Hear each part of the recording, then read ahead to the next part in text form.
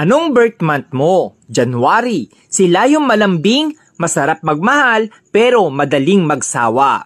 Habang nasayo pa, sulitin mo na. February. Sila yung super moody, madaling ma-inlove, madali ring makamove on. Sweet, ma-effort, lalo na pag mahal niya talaga. March. Sila yung malambot ang puso, madaling lambingin, masarap mahalin, pero grabe kung magalit, mabilis mag-move on.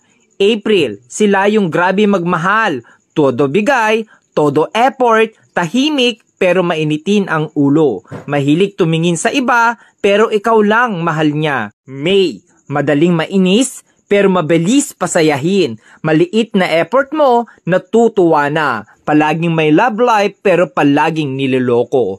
June, mahilig talaga mga liwa, pero kapag nakita na niya yung taong mahal niya, loyal kung loyal yan. Masayahin pero doble ang sakit ang kayang ibalik sa'yo once nasaktan mo. July, sila yung mga taong hindi mabilis magtiwala, handang masaktan, mapasaya ka lang. Slowly, iyakin, emotional, mahilig magtampo. August, joker, abnormal, pero may tinatagong problema. Masarap kasama, masayahin, hindi showy, sakto lang magmahal. September, stick to one, loyal pero madalas lokohin kaya matigas ang puso. Masarap maglambing, mabait pero demonyo magalit. October, pag pinakita mong sa kanya ka lang at sayo lang din siya, pero pag niloko mo, mas maloko yan sayo. Mapang-asar pero siya yung napipikon. November, hindi mabilis magka-move on sa isang bagay. Marupok,